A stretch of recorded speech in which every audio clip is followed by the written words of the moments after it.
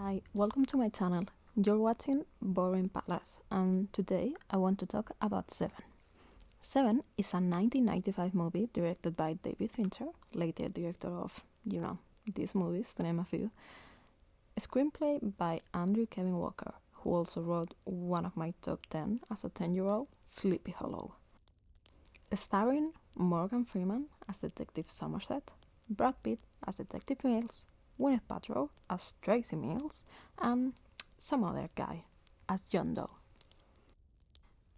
In this movie, two detectives hunt a serial killer who uses the 7 deadly sins as the idea for each of his crimes. As my general thoughts on this movie, I have to say it's really good. I really enjoy it. I'm not surprised people keep talking about it more than 25 years after it came out. Also, this movie is so dark and dirty and wet. There's like raining in all exterior scenes, and it really helps to set the mood from the beginning, as well as create such a contrast with the final scene in the desert. The story starts on Somerset's last days on the job and Mills' first day on the job, with both detectives working on a weird crime scene that's yet to be confirmed as a murder. Later, they find more clues that tie this first scene with the deadly sin of gluttony. After this, Somerset tries to leave the case, since it's a hard-to-solve case. There's no motive, no clues, nothing, and it's his last week on the job. I mean, give this guy a break. But then there's a second crime. This time, the victim is a defense lawyer, and the scene seems even more crazy because there's still no good clues or anything useful basically to solve the crimes. Except now, they know it's a serial killer, for sure. And this scene has the scene "greed" written on it, literally. And they know there's 5 more scenes to go. By the way, I'm not sure if I'm going to be able to show you or not, because of all the blood in the scene, but the way we are introduced to this scene, it's amazing. We get clues of what is happening, like in the police talking to the media, and then we see the news on the TV, but we don't actually see it until the director wants us to see it. And even though we know there's going to be more murders because the movie is called Seven for a reason, this is the moment that is confirmed for us that this is what is happening, with the word "greed" written on the floor. And it gets very slowly. We are in the same room as the crime, but it takes a while for us to see it. It's really good to see.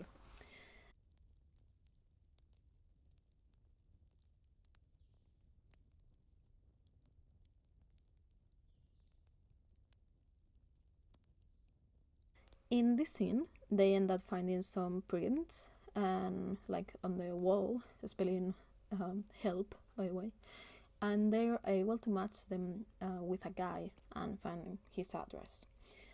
Turns out this guy is not the suspect, it's another victim he's seen being sloth. After that, they do what I always thought it was a very cool thing, but also very sketchy on the government's part, or the FBI or whoever does this. They get help finding the records of people that have gotten certain books out of the library. Very cool pre-internet investigation, to be honest. So with this, they find the guy. Finding his house, they get there, the guy runs, they run after him, but they don't catch him, and Detective Mills gets like all beaten up because it wouldn't be a good Brad Pitt 90s movie without him getting all bloody, would it? So they finally get in his house, find a ton of proof that this is in fact the suspect they were looking for, and the crimes he committed, as well as some others that haven't been committed yet. But the detectives are still unable to stop them from happening. The third murder represents lust. The suspect makes a guy kill a sex worker in a horrific manner, and that I'm not going to explain here, so you can just watch the movie or look it up. The next crime scene is of a model that was made to choose between killing herself with pills or living with her face all disfigured. This crime represents pride because somehow the suspect knew that the model was going to choose to kill herself instead of getting help and being able to live for the rest of her life, but with her face just ugly, more uglier than before, I guess. After this, we get to the part of the movie that everyone has probably seen. This starts with John Doe turning himself in to the police and makes a deal to take the detectives to the middle of nowhere in the desert for his final trick, so to speak.